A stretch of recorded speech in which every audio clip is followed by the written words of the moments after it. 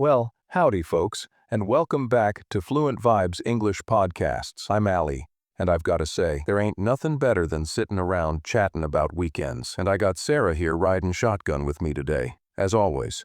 Hey everyone, good to be back with you, Ali. How you going? Talking about weekends is honestly one of my favorite things. Like, isn't it funny how some Saturdays you just want to chill, sleep in and eat something nice, but other times you're running errands all day long? Tell you what, I had one of them super slow Saturdays not too long ago. Woke up real late, made myself a giant breakfast, cowboy coffee, eggs, and the crispest bacon you'll ever see. Sat out on the porch with my boots propped up and a book in my hand. Could have stayed there all day. See, that's the dream.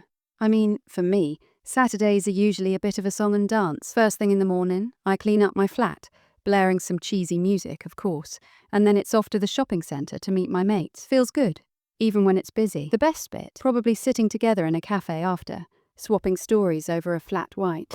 Let me tell y'all, that first cup of cowboy coffee on a Saturday morning, it just hits different. It makes getting out of bed worth it, even if you ain't got much planned except reading or just watching folks stroll by in the park. But sometimes, well, you gotta get out, do a little shopping, be sociable. I get it, Sarah. Oh, totally. Whether it's a lazy Saturday or a mad one, we've all got those go-to phrases, like sleep late, make breakfast, read in the park, go shopping, or meet friends. Helps keep the story flowing. And honestly, I think the cake at the cafe is the real Saturday treat for me. Bit of chocolate, a laugh, and you're right as rain.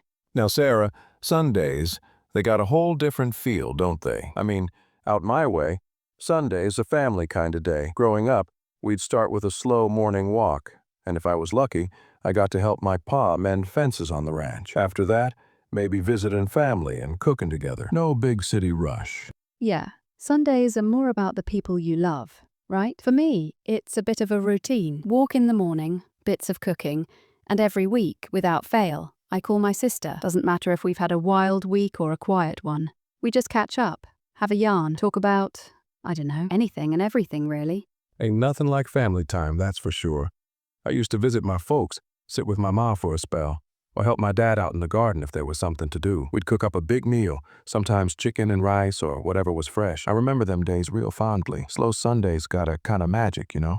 Definitely. Oh, and it's a good idea to practice that simple past tense when you're telling your weekend story. I went for a walk. I visited my parents. I cooked lunch. I called my sister. It makes it heaps easier for folks to follow along, too. That's right. And honestly, after a slow Sunday, by the time you crawl into bed, you're already feeling ready for the new week. I reckon that's a win. You know what, Ali? Sometimes it's easy to forget to talk about how you felt on the weekend, not just what you did.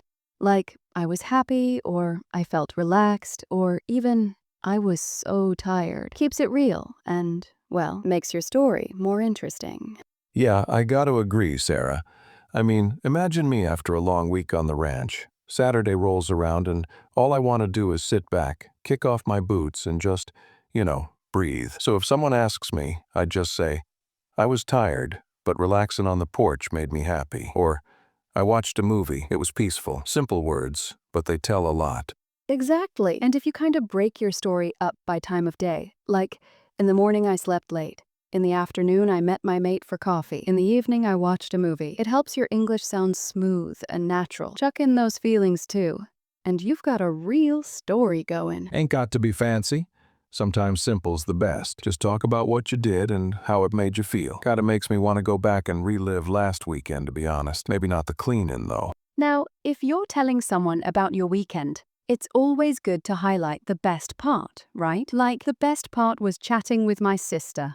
Or, what I enjoyed most was reading in the park. Makes the story pop out a bit more. Yeah, and don't forget those little magic words that help everything flow together.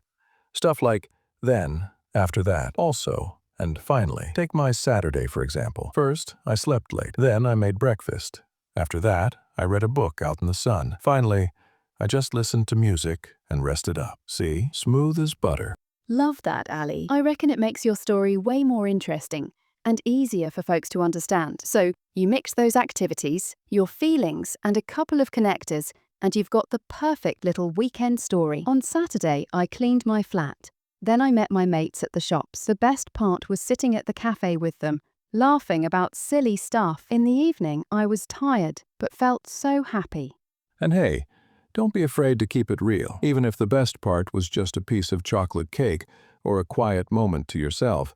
It's your weekend, partner. Just string it together with those handy connectors, and you're telling a story like a pro. All right, so we've had a yarn about what we did last weekend. But what about looking ahead? If you want to chat about next weekend, there's easy ways to do it. I'm going to visit my friends, or I'm planning to go hiking. Makes you sound confident, and hey, gives you something to look forward to. Nothing wrong with dreaming a little, huh? This weekend I'm going to attend a concert, or I'm planning to cook something new, or I'm hoping to spend time with family. Just get you excited about what's coming. And if you want to ask others, you can say, "What are you doing this weekend?" or "Any plans for Saturday?"